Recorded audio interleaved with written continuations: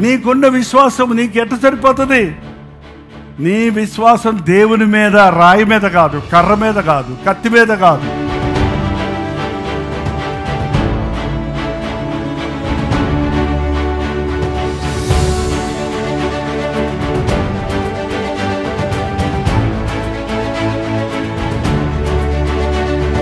విశ్వాసము దేవుని మీద.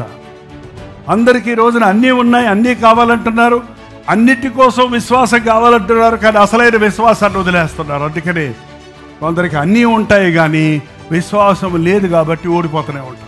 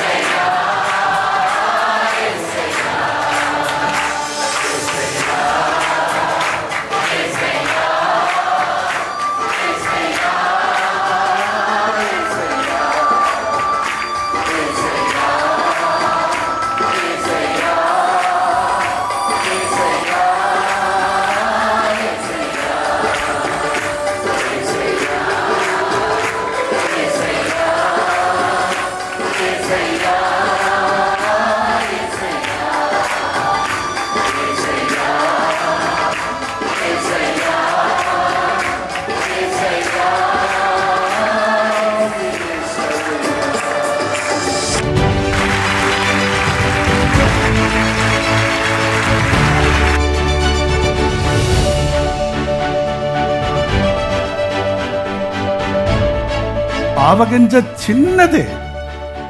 చిన్నదే కానీ అది పెద్దదైనప్పుడు మొక్కలన్నిటిలోనూ పెద్దదవుతుంట. మరి పక్షులు కూడా వచ్చి దాని మీద కొమ్మల యందు నివసిస్తాయన్నంత పెద్దది.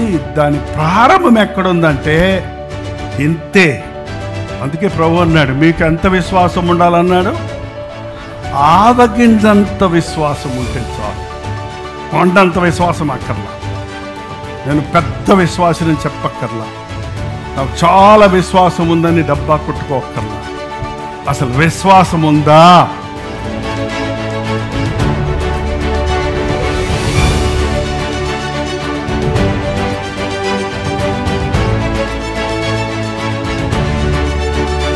మృతమైన విశ్వాసం కొంతమందికి. ఏం విశ్వాసం అది?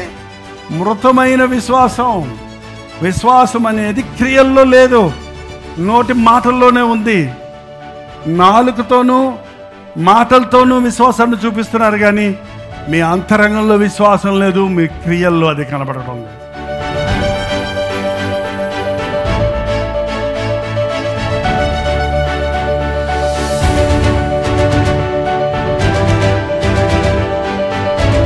ఒంటరిగా ఉన్న నిన్ను, ఏమీ లేని స్థితిలో ఉన్న నిన్ను, నీవు దేవుని యందు ఉంచిన విశ్వాసమును బట్టి జనములకు తండ్రిగా చేయటానికి, అనేకులకు సాక్షిగా చేయటానికి, నీవు అడిగి ఊహించిన దానికంటే అత్యధికంగా నేను దీవించడానికి ప్రభు సిద్ధంగా ఉన్నాడు. విశ్వాసాన్ని కాపాడుకుందాం, విశ్వాసాభివృద్ధి పొందుదాం. విశ్వాసం వినుట వల్ల కలుగుతుంది, వినుట క్రీస్తు యేసుని గురించిన మాటను బట్టి కలుగుతుంది. అందుకే వాక్యం చదవండి, అందుకే ఆలయాలకు రండి, అందుకే దేవుని వాక్యాన్ని ధ్యానించండి, అందుకే విశ్వాసుల చరిత్రలను, విశ్వాసము ద్వారా చేసిన సాహస కార్యాలను తెలుసుకుంటే విశ్వాసాభివృద్ధి కలుగుతుంది. విశ్వాసంలో పడిపోయా, విశ్వాసంలో కూలిపోయా, విశ్వాస భ్రష్టుడైపోయా, ఎదుగు బొదుగు లేదు. ఆవగింజను తీసుకెళ్ళి ఫ్రిడ్జ్లో పెట్టండి జాగ్రత్తగా. చూడండి, 10 సంవత్సరాలకి మహావృక్షం అవుద్దేమో. అది అక్కడే ఉంటుంది. అట్లాగే అది దేవుని చేతుల్లో పెట్టాలి. నీ విశ్వాసం దేవుని మీద ఉండాలి. మనుషులను నమ్ముకోవద్దు, డబ్బును నమ్ముకోవద్దు, లోకంలో ఉన్న వాటిని నమ్మొద్దు.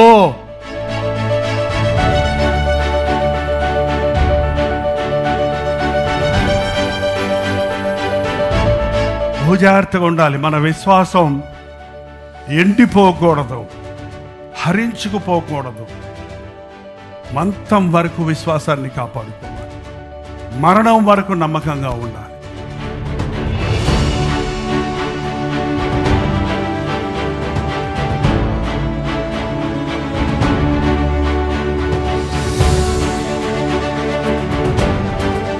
ప్రార్థనలో మనం విశ్వాసాభివృద్ధి పొందుతాం.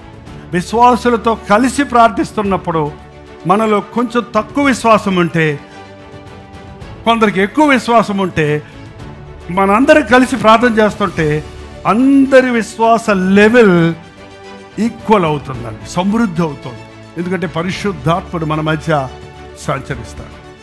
అందుకని ప్రార్థించు వారితో ఉంటే మనం విశ్వాసంలో వృద్ధి చెందుతాం, దినాభివృద్ధి చెందుతాం. అది క్రైస్తవ జీవితం. ఆవగింజ చిన్నదైనప్పటికీ అది ఎలా మహావృక్షంగా మారుతుందో, దేవుడు నిన్ను కోరుకున్నప్పుడు నువ్వు చిన్నవాడివే, నీ చేసే పని చిన్నదే, నీ చేతిలో ఉన్న పని చిన్నదే, నీకున్న సామర్థ్యం చిన్నదే, నీ శక్తి చిన్నదే, నీవు అనామికుడివే. కానీ నువ్వు ప్రభు చేతుల్లో పెట్టుకుంటే నిన్ను అనేకులకు ఆశీర్వాదకరంగా చేస్తాడు, నిన్ను దీవించి అభివృద్ధి పరుస్తాడు. అటువంటి అభివృద్ధి దేవుడు మనందరికీ ఇచ్చును గాక.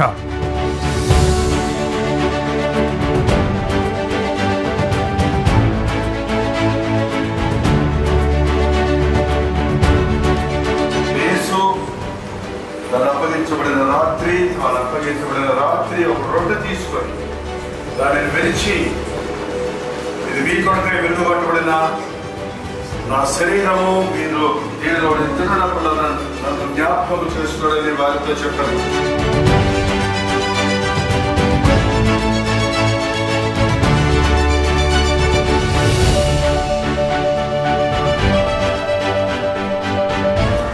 మీరు దీనిలోని త్రాగినప్పుడల్లా నన్ను జ్ఞాపకం చేసుకోవడానికి వారితో చెప్పాను.